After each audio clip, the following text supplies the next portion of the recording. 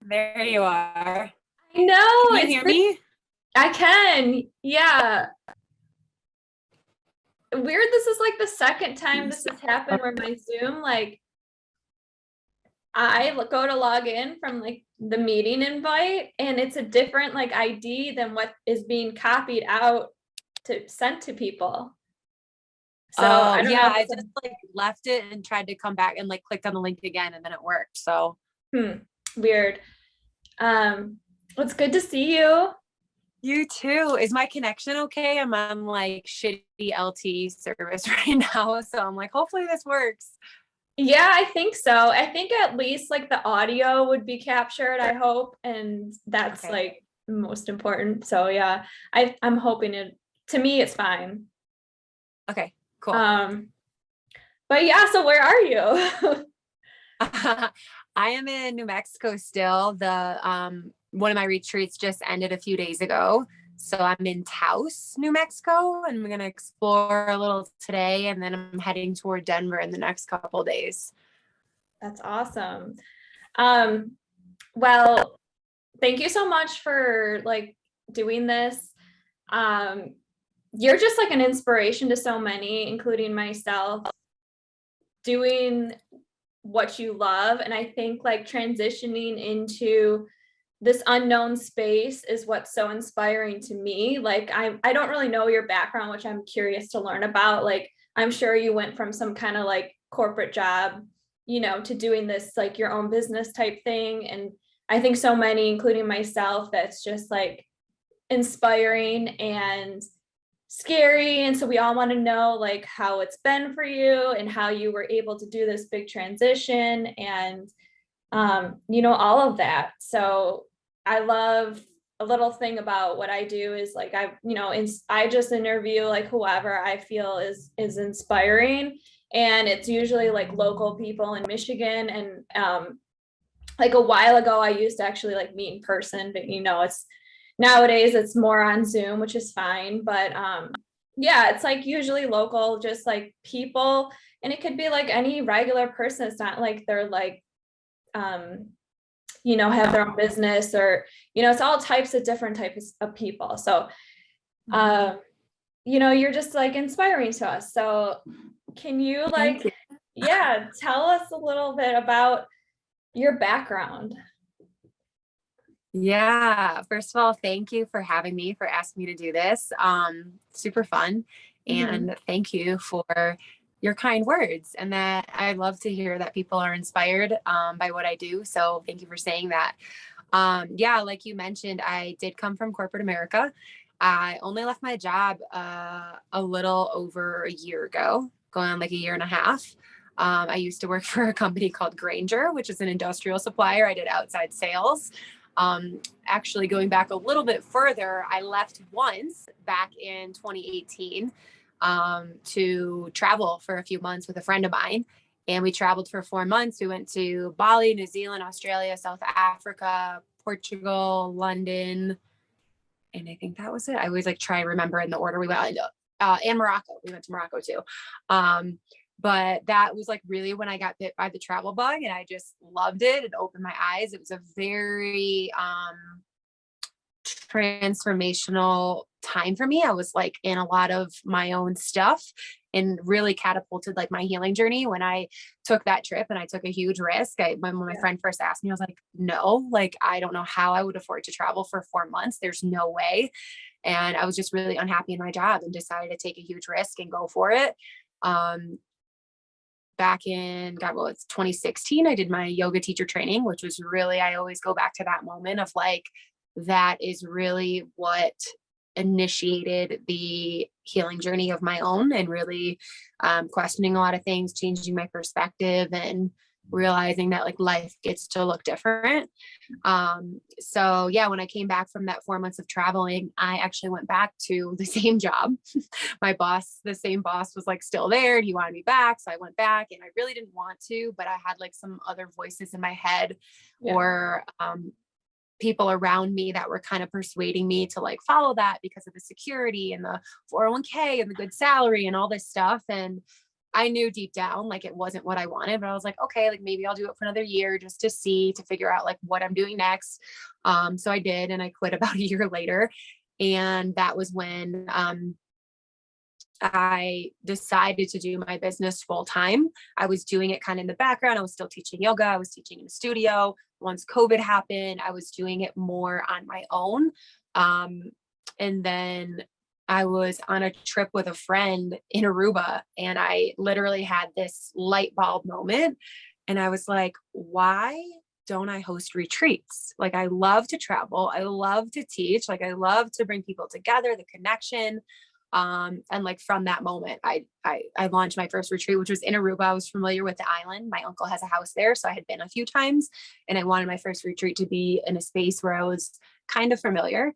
That went really well. And then I did Morocco, which I have some friends that I met back in 2018. So him and his brother owned a tour company, so it was perfect to like collaborate with them, help with the retreat. So then I launched that one, and yeah, I just got like too busy doing my own thing that it was the moment I was waiting for, I think, when I was like, okay, I'm ready to step away from my corporate job. I didn't know, like I would ask people like, how much money should I have saved? When do I know is the right time to quit? Like I had no idea. I was scared. Like I remember talking to my boss, telling him I was quitting again, and just like cried my eyes out after, because I was just like, is this the right decision? I have no idea. Like, how long do I wait? I don't know. But yeah, I mean, I could say I'm never going back to corporate America. I'm very happy doing what I'm doing. It definitely ebbs and flows, and it's tough sometimes being an entrepreneur, but it's so worth it. And I love what I do. So it's a little backstory, I guess, about me and how I got here. Yeah. And then like on top of that, you decided to live in an RV. So like where did that come into play? Right. There's that too. So I always joke, like I used to pin on Pinterest for like years when I was younger, like vans and RVs and this and that. I don't know. I was just always thought it was really cool, and I love to travel, and I didn't really feel like Michigan is home. All my family is there, but I wasn't ready to, and I'm still not ready to like settle down and just be in Michigan. There was more that I wanted to see. And a girlfriend of mine who I was teaching at her retreat out in Montana, she also had an RV, and she let me drive it when I was there in Montana. And I was like, oh, this is fun. So it was about a week after I got home from that retreat, I found Minnie, my RV, on the way out to like a friend's house going, like I won this like free massage, and I almost didn't go because it was like an hour from my house. And I was like, just go, like, it'll be good. And I saw it on my drive out there. And I was like, I literally talked to it on the side of the road. I was like, oh, I'm going to come back for you and like check you out, Minnie, like literally like a crazy person. I was talking to it. So after my massage, I went and found it again. I almost couldn't find it, but I did. And basically I had to make the decision super quick on whether or not I was going to get it, because there was another offer in and someone was super interested. And I called my friend who I had just taught at her retreat. I was like, help, do I get this? Like, what do I do? I really want to do this, but it's a really scary investment. And yeah, so I just full sent it, and I did it because I don't know. I knew it was going to work out. I knew it's what I wanted to do. And I worked on it. I renovated it all summer last year. And I left January 1st on New Year's Day, this current year. And I've been traveling in it full time since. And I love it. That's amazing. Yeah. I've always like heard though, like that there's like no bad decision. So it's like, even if like, cause I like to like pick up things and, you know, like I'm into something here and then like, you know, a year later I might be into something else, but there's not a benefit you wouldn't gain from like picking something up, trying it.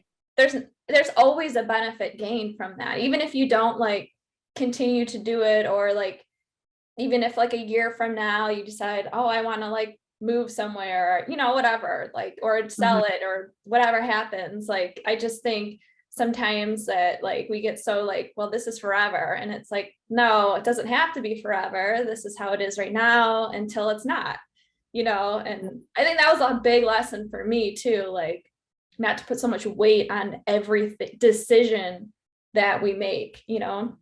Yeah, for sure. Oh, that's so inspiring. I love it.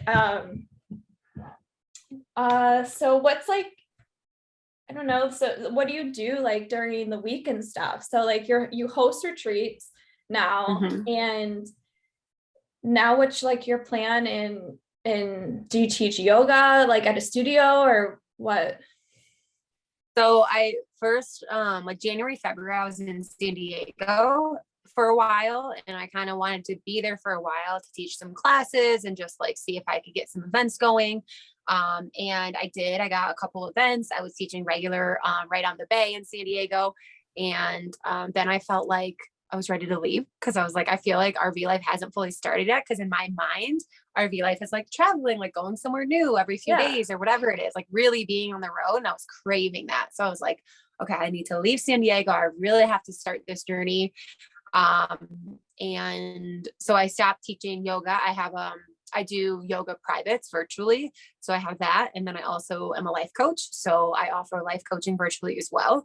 So that's a little bit of like what I do during the week. I love to share my travels and inspire people to see the world. And so when I'm on the road and when I'm stopping at different places, like I'll post a bunch of where I am and my journey. So yeah, then I made my way up the California coast, all the way up into Oregon, back down. And then I just had 2 retreats finish up. So May was a really big month for me. I had the 10. Congratulations. That was awesome. Thank you. Thank you so much. Yeah, I'm like still flying high right now because those like literally just ended. But yeah, I had a 10-day retreat in Morocco. So I went and saw like family back in Michigan before I left. I was been literally just traveling like the whole month. And then we just wrapped up the yoga and plant medicine one in Santa Fe, which I did with 2 of my friends, which was really amazing. But yeah, I mean, on the road, like during the week, I'm promoting my life coaching, which is, in between retreats. That's where my focus is at. I haven't like officially announced, I guess, but I am going to be back for the summer in Michigan. So I'll have some yoga events during the summer, but my journey in the RV is not over. I think that she still has a lot of miles and a lot of exploring left to do. So it was just a decision that I made to come home. I have a new nephew that I want to be closer and part of his life more often. I have a friend's wedding. It just made sense to be home for the summer, and Michigan summer is beautiful. Well, So that's what's awesome is that you have that option, like yeah, you can. yeah, for sure. So I'll still explore a lot. Like I want to do a lot of up north trips. I want to go up to the UP. Yeah. I honestly like don't even know where I'm gonna live. I'm gonna be home in like a few weeks. I'm like, I have no idea. Like, am I gonna still be in the RV? Am I gonna like be in my parents' basement for a minute? I don't know, but I'm not ready to quite put roots down because I know that this journey isn't done for me. So Yeah. That's great. So how did you like discover yoga? What was like how did it fall into your world? You said yoga? Yeah, it's just yoga in general. Yeah. Because like for me too, the same thing. Like yoga was something I did until teacher training, which was a huge shift in my life as well. So tell me about how you did it or like, yeah, how you found yoga and teacher training as well. For sure. So I did my first class when I was like a senior in high school with my aunt. I went to, I think it was Center for Yoga in Birmingham. And I walked out of the class and I said to my aunt, I have never sweat that much in my life, like sweat dripping from my chin, but I loved it. So for a while, I like took a class in college too, because I had to like take some random classes and I was like, I signed me up for yoga. Like I want to do that. So I would say for the first few years, I definitely did it for more of the physical components, not knowing quite what it had to offer beyond physical. And just because it really wasn't taught also, like it was Same. taught just from Yeah. that physical, standpoint, depending on, where you go. And then after college, I found Citizen Yoga and I was like waiting for the studios to open right when Royal Oak opened. Like I started there. I went to Detroit for a while. Then I started working there and I was working the front desk and I saw In these groups of Detroit? teacher trainees. I worked at both of them at that time, mainly Royal Oak though. And I kept seeing like a lot of the teacher training groups come through and like sit on the steps in Royal Oak and just like all the conversation and the fun and just like the connection that they were all having. And at that point, I'm just like, I felt like I was starting to maybe outgrow some people a little bit, or like was trying to surround myself with a different group of people to help me grow. And I don't know, something was just really calling me. Like, I think I need to do this teacher training thing, and I don't know how I'm going to afford it, but I really want to do it. I want that connection. I want that new group of friends. And finally I said yes. And so glad that I did, because so much has happened since that moment. And I didn't know if I was going to teach after. I was doing it more to learn more about the Yeah. practice, the philosophy. I really vibed with citizen yoga and how Casey was teaching and a lot of the other teachers. And it was unlike what I had experienced before in other studios. So I wanted to learn more. And yeah, then I did 200-hour, and then eventually a 300-hour, an apprenticeship, and all with citizen. And I've been teaching since in many different forms, but yeah, I love it. Yeah, it definitely, teacher training, I think I say to people, I don't think you don't have to teach after, and I almost feel like everybody should take it, because at least for mine, the first half was like a lifestyle deep dive, and then like the second half was like an actual teacher training, and like that first half as I like intended just to do, and then I was like, wow, I don't want to stop, and then I did the teacher training, and then even after that I'm like, I don't think I'm going to teach, and then like it just kept coming to me. Like I'd worked out, something with Casey too, and then went to Citizen, and I'm like, well, I can't say no to this, so I'm going to do a teacher training. And it really is like the lifestyle and like the books you read and the things you learn about philosophy and mindset, everything, breath, huge, meditation. Sometimes, I mean, for me, that was like the first moment I ever meditated, like were we ever taught how to meditate? I wasn't before that. It really is such a cool thing, I think, for everybody, teacher training. Yeah. Agree. I think it definitely depends like where you do it and what, because I think they're all so different. Yeah. But the one that, that we've gone through was super powerful, super impactful. And it was like you said, like the lifestyle. And for me, it was like shifting my perspective and like thinking, like seeing things in this different lens that I like literally had never thought of because of old programming and just everything that I knew. And yeah, like setting those routines, learning how to like really care for yourself and what does that look like, and setting these practices in place that help you reflect and that help you go inward more on a regular basis to grow and to evolve. And that was my biggest takeaway from it, for sure. Yeah, for sure. And like, what is mindfulness? Like, you kind of have to dive into some type of training or whether it's yoga, or I'm sure there's other ones nowadays, but like, it's all these concepts get floated around in conversation, but to actually sit down and feel it is a totally different experience, and is what makes like those shifts, I feel like.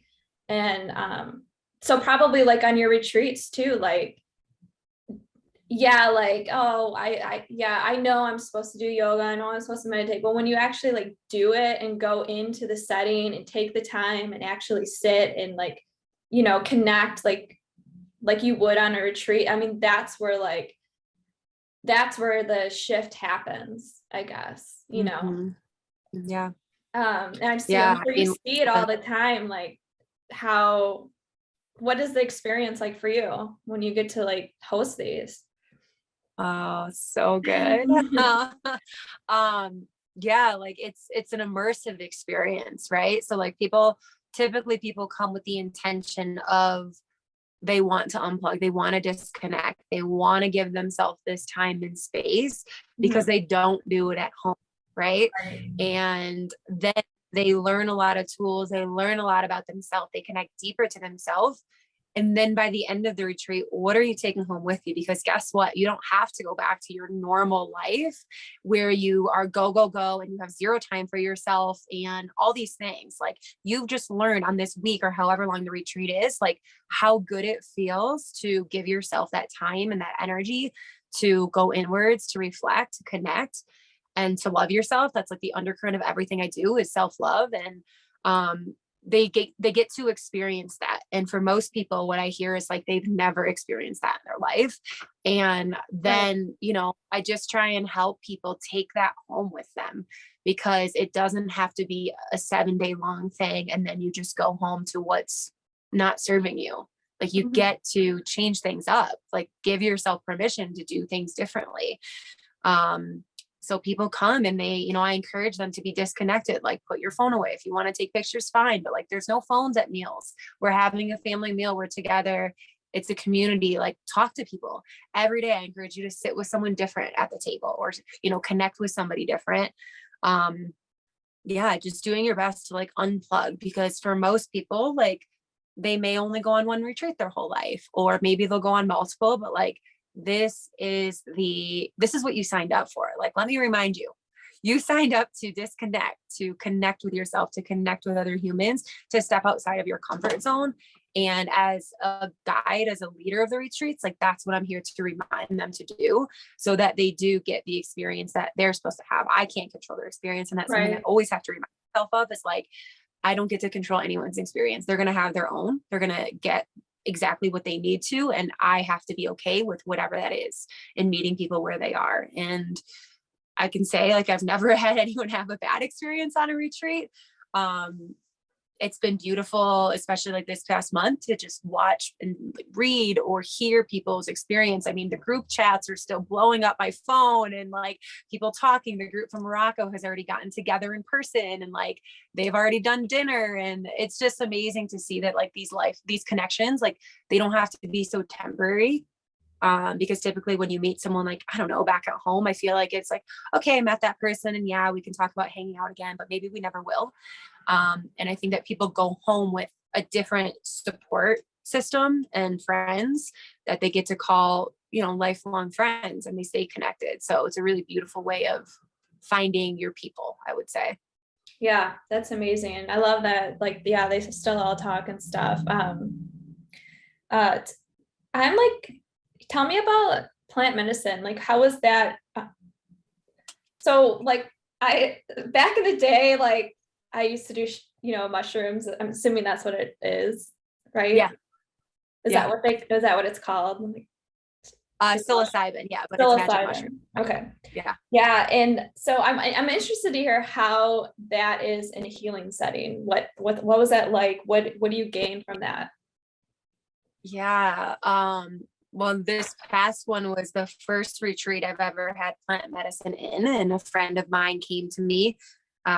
First she was a stranger, now she's a friend, but she saw what I was doing in retreats, and she wanted to share what she has to offer. And she offers plant medicine in a ceremonial setting.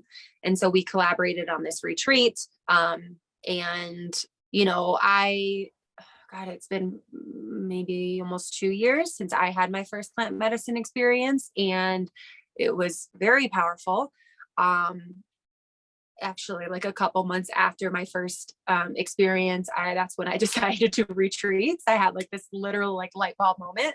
So I do give some credit to plant medicine. I always say like plant medicine is something that helps you kind of catapult forward in your life and help you remove the mass and like the layers and see what you can't always see because you're blocked or you're blocking yourself. And it helps you get there a little bit faster. Could you get there without plant medicine? Sure. I fully believe that. But I think it's a really nice guide and helps you like awaken things that are you're kind of blinded by external things and like life and blocks and the worries and the limiting beliefs and all these things that you think that you can't do because you're afraid, or, you know, really it's fear, right? Like, I feel like I can't do this because I won't make enough money. I won't be successful, or whatever it is that your mind tries to tell you. A lot of that gets removed and you're able to really see what's possible. So, yeah, like in the past retreat, the retreat looked like night one was opening ceremony, and I had another friend come in and lead breath work, which you can actually have a really powerful, almost psychedelic experience just on the type of breath work that she was Yeah. leading. It was a somatic breath work. So that cracked people open night one. And then, sorry. Yeah. And then day two is when we did the plant medicine ceremony, and we started like in the afternoon. The journey was about 6 to 7 hours, where the participants took a larger dose, more of a ceremonial dose, and they were completely guided. They were supported. They were held by Kelsey, who is the one that leads the ceremony, and also myself and Patricia, who was there. So us three were kind of holding space, just making sure that people were safe, and also making sure that people kind of stayed together as a group. So even though they were together as a group, everyone was very much having their own experience. And it was it was lots of tears all weekend, but tears, laughter, like infectious laughter, joy, really people seeing themselves in a different light. There were some people that had never experienced plant medicine. There were some people that have. So everyone was just that showed up were willing to dive in and to like dive into that healing even deeper. Like they've already been doing some of the work and they want to take it deeper. And it's the only way I can explain it is like just like removing all of the exterior things that block and hold you back, and like the mind, like mind intellect, like the mindy stuff, to help you really see like what's possible and what you can do in your life. That's possible. Yeah. I'm trying to like think like how it would be different in like a more ceremonial setting. And I don't want to like make light of it, because it is a medicine for people, and that is helpful for the right person and setting and all of that. From my experience though, I imagine like having an intention would probably be like the biggest difference from my experiences to like having it more of a healing session, I guess. Because going in, I didn't have like an intention of, oh, I want to heal, or I want to look at this. It was like, bring it all on. Kind of like, show me, I'm just gonna take this and go for the wherever you want to take me ride. Like, and had some, and I remember feeling like it was like a roller coaster of every freaking emotion you can go through, crying, like you said, laughing, like literally a second later laughing, and like, oh my God. Yeah, it's very intense. And I think that in the setting that you just talked about would be just so powerful, especially with an intention. And yeah, like so much you can, I think it like can reframe the way you look at things, I guess, even if needed. And because I don't think there's so much as like you come out of this and you're like healed. Like I don't know, healing is not quite like that. And almost healing is like reframing what already is, and so that we can come into a seat of like acceptance, more gratitude, appreciation, and just like contentment, overall peace, versus like wanting something that you don't have, or wanting something that's out of our reach, or not saying like anything's like out of your reach, but just kind of reframing what needs to be reframed, so we can come to like a more peaceful state of what is, from my experience. And I think it's funny because when it's done, you're like, oh, it's over. Like, what? And then during it, you're like, oh my God, when is this going to be over? And then it's over, and you're like, what? Bring it back. Totally. Yeah. And I think a lot of people that came on the retreat that had done it before, they wanted to see what it was like in a group setting. Yeah. And I think Kelsey did a beautiful job of when the laughter became infectious and it was almost like out of control at one point when everyone was laughing, she did such a beautiful job of like bringing you back to yourself so that you can stay inward and continue to ride that wave of healing within you and seeing what you need to see. It's a lot of, making connections too of like things that have happened Mm. that are way buried in your subconscious, that have happened in your life, whether it be from childhood, from a year ago, whatever it is, but making those connections of maybe why you are the way that you are, Mhm. and finding forgiveness to those parts, and knowing that like, hey, this thing might have happened to me, but I see it now, and I get to move forward and like get to change it because I see that that's no longer serving me. Or maybe that thing that happened was like, or maybe that thing I was doing was protecting me from that previous like traumatic experience. It can be so many things for so Yeah. many people. I think as far as the intention goes, we reminded people to just surrender. That's the biggest thing. Like you just said, like, just Yeah. give it to me, because really that's all you can do, whether you go in with an intention or not. It's the medicine's going to do what it needs to do without Yeah. you really getting to choose. So yeah, it's beautiful to set an intention and kind of go in mindfully of like, but it's always really important to remind yourself to surrender, Yeah. because you're going to be shown what you need to be shown at the very right moments, and the very right time of where you are in your life. And you're not going to be faced with anything that you can't handle. It might be fucking hard, but Yeah. you'll be able to handle it. Yeah. And having like a guide, like remind you to be there, like you're going to be okay. Cause it can get hard and, and you're like, I don't know, help. Sometimes like, yeah, Yeah. you're like, help me. Like I something wrong? Like, am I supposed to feel this way? But yeah, having that somebody there to be like, yes, this is the process, surrender to that darkness or that fear that's coming Yeah. up, would be so helpful, I think. And that's Yeah. And I think beautiful. that like, that's not, we tried our best. And one of the things Kelsey said is like, to me too, when we were supporting people, is like, do your best not to say anything to people when maybe they're having an experience or they're having emotions come up, but just be there for them. Yeah. Um, because we don't want to like interject and be like, oh, like, it's okay. Like you're supposed to feel this way, or you're not Mhm. supposed to feel this way. Just kind of giving them that support. If it's a hand on the back, or if it just like letting them know that you're there, that Yeah. they're safe, is enough. And it keeps people inward to be able to continue to have that experience, and knowing that they're supported if something were to happen and they needed to talk or they needed that support, like they have that. And I think it was really powerful that the people that as they were doing it in a group setting, they were able to like look around the room. Like one person maybe opened their eyes, and like maybe it was like fear was coming up, and they were able to open their eyes and know that like they weren't alone. Like they Yeah. had people on the journey with them.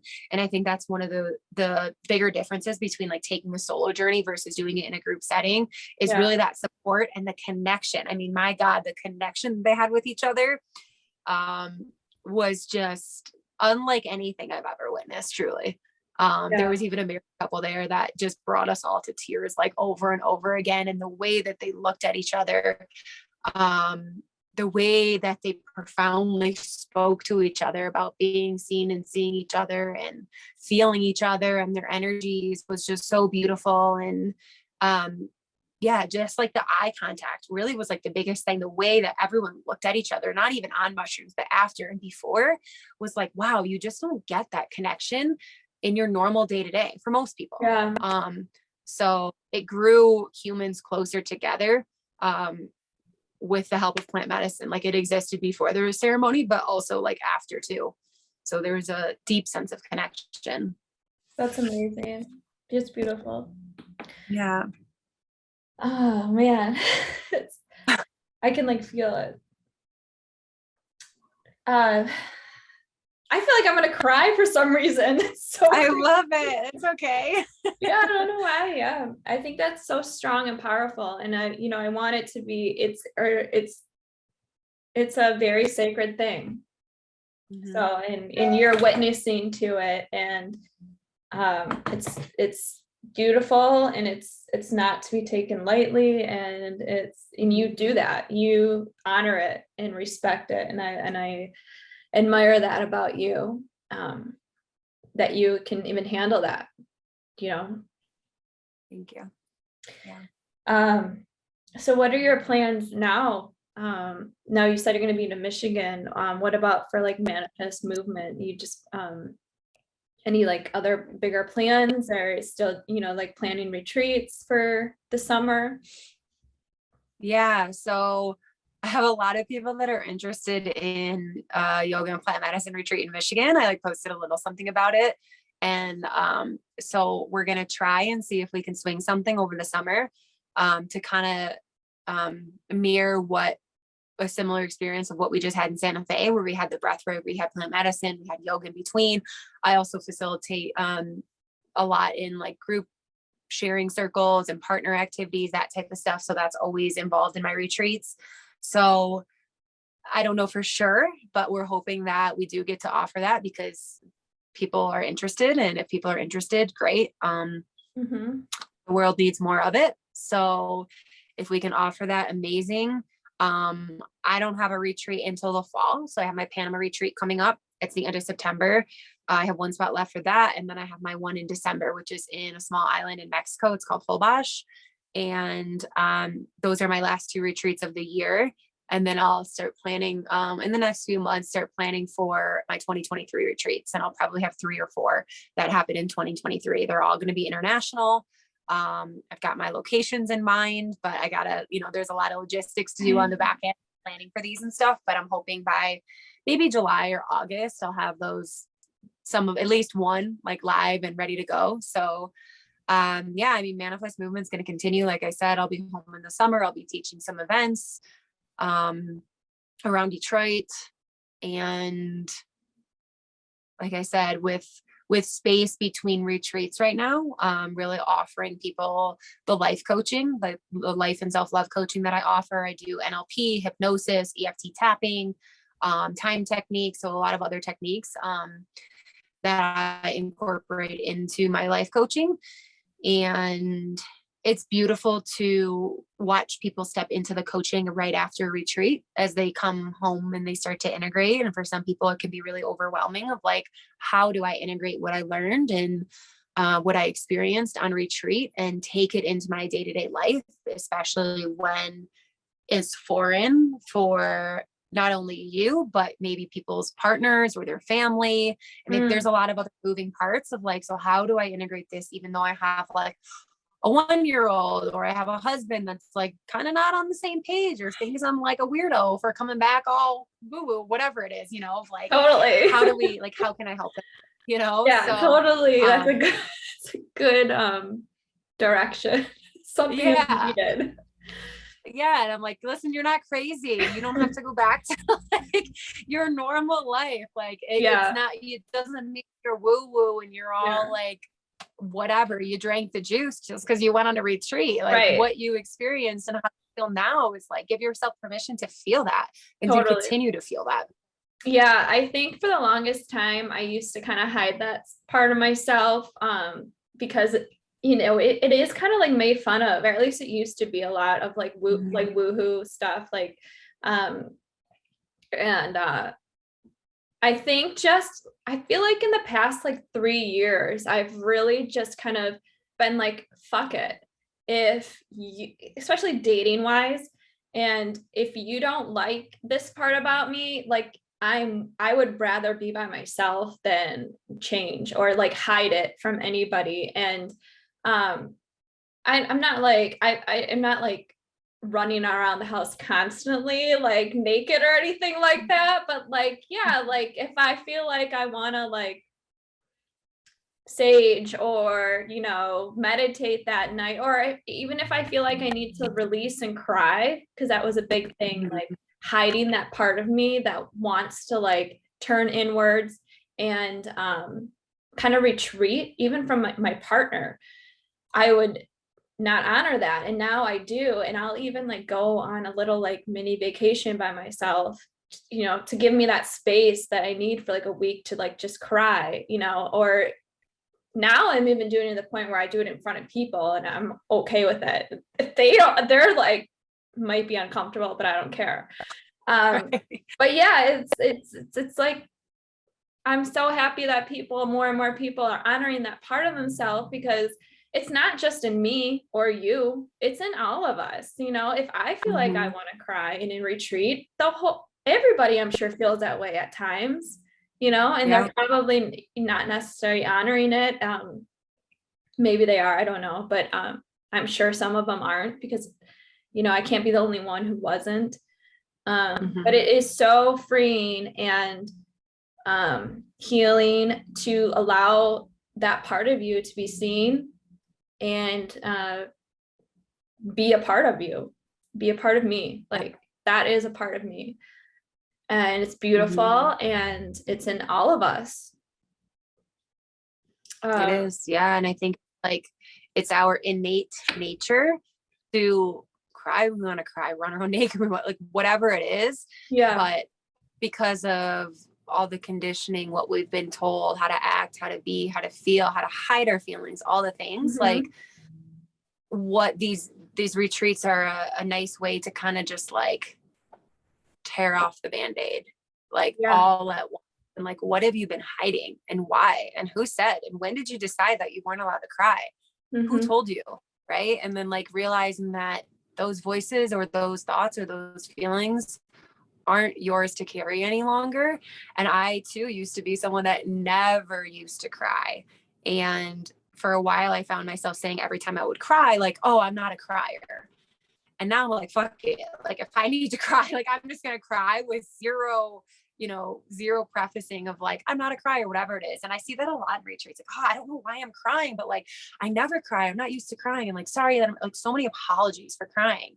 And just like, let yourself be seen, let yourself feel those things, because you're supposed to. And this is a space where you get to, if you allow yourself to. Ultimately it's up to that person. But like, I do my best to try and create a safe and courageous and brave space for people to release, whether it's tears, laughter, whatever it is. But ultimately, like I always tell people, you get to decide how safe you feel in this space. I can't decide that for you. But typically everyone feels safe enough to release. And that's the beautiful part. And it's a lot of covering up over the years that we get to just like peel back the layers, just come back to that innate state of your authentic self, that like inner child. Without the label, yourself, not even think about. Yeah. And that's everything. Like without even like the talking sometimes, or the labels, or it's the way to just like express through like movement, like like feeling something and then allowing yourself to like move with it. And it might look funny, and you might be like moving, like dancing to yourself in a room, like, but if that's what you need to do, then like that's how we feel. And that's how like we get to transform energy or release energy in a way, can be through that too. But so many like things where it's like, that's weird, it's hard to, even for me, to really like sometimes drop into and allowing it to like not be weird. And it's not because of me, it's because of society. It's like you said, peeling back those layers of what we were like, what society considers to be weird or healing or whatever, and everything. And it kind of becomes more simple, I feel like, because we all have it in us to be able to reach that space but society kind of prevents us from accessing, because of busy, hectic life. People, I think like when that weird or that like kind of you feel like you want to draw inward because you feel like you can't dance or sing or express or whatever it is, that like you feel a little shy almost. It's like, I always tell, like, question that, like, when did you decide you can't, or who decided it was weird? Probably not you, probably somebody else decided that for you. You're just living by those like standards or whatever it is. So yeah, totally. What is something that you've gained, or how have you grown? Since when? When are we talking here? Well, life? Yeah, I guess in the past couple of years. Yeah. Okay. So like I said earlier, like the undercurrent of everything I do is self-love. And I used to be a person that hated being in their body. just was never happy, was always focused on like external things and my appearance and just super self-conscious. I mean, I could go on and on, like what I didn't like about myself, not only external, but also like internally too. And learning I think the biggest thing that I have done in the past few years has been to deepen my relationship with myself and who I am, love who I am, love this thing that I'm in, and that this body that I was given, and know that the imperfections that I do have make me unique. And God, I just come so far out on like the other side of like, I look back on that old self and I'm just like, damn, sometimes I wonder like, how did I get here to actually like truly be able to say that I love and accept myself and who I am and what I have to offer, and knowing that I am enough. Like, of course, sometimes that ebbs and flows, right? And I have to come back to my practices to like remind myself again, because the mind and the ego likes to play tricks. But, you know, I've come a really long way, and it's because I decided to invest in myself. I've decided to really step outside of my comfort zone, to do things, to lean into support, to have other people guide me, therapy, coaches, mentors, teacher training, like all of these things that have been a part of my journey to get me to this place now where I get to talk about it. And like, God even asked me like a year and a half ago, like to talk about it would probably just make me cry. Now I can talk about it and like get the words out, because, yeah, just like the commitment to myself, to my own self love and healing and human experience journey. I decided that how I was living before and numbing myself, lots of numbing myself with alcohol, like all through college, like really unhealthy ways of numbing. Same.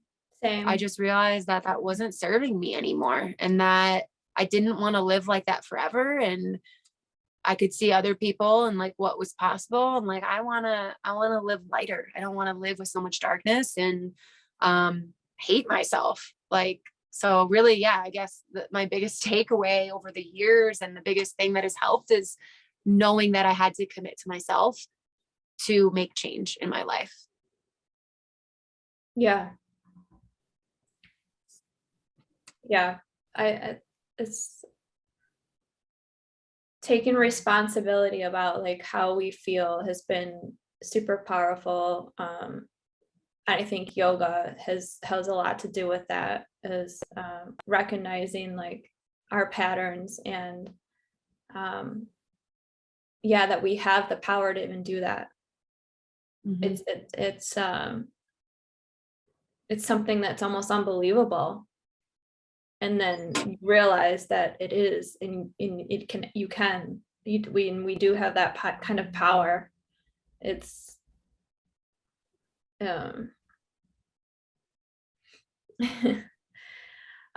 thank you so much for sharing your story and your heart and your journey. And it often leaves me like speechless, and it, you know, I don't want to like take words out of your mouth or anything. So I'm so happy that you were able to share it yourself. And I am just grateful that I get to share your story with everybody and hopefully inspire them, and hopefully like, you know, like they, you know, people, if they want to experience working with you, like Anayat is an amazing person, and she is legit. She is heartfelt. I've been in rooms with you for long periods of time, and you are true to the core. You don't change. You know how people change in front of people. Possibly you don't. You are who you are. So you are magic. Thank you. You almost made me cry. Thank you so much. Yeah, it was, thank you for holding space for me to share my story and to be curious and to ask. And Yeah. I appreciate this, and this conversation was really beautiful. So thank you. And Can you and I need to get together in person when I come Yes, home. and really quick, can you give us like a tour of your little of your living arrangements there. Yeah, it might be a little dirty, but yeah. Hang on, let me switch the camera here. Okay, hang on. Here's my kitchen. Okay, so this is my little kitchen area. There's a little bed up here. So when I have guests, they'll sleep up there. This is my little reading nook and all my woo-woo things. My living room is kind of a mess. I'm sorry. My living area, my doggy. Cute. And then my shower, which is really just storage at this point, plant storage when I drive.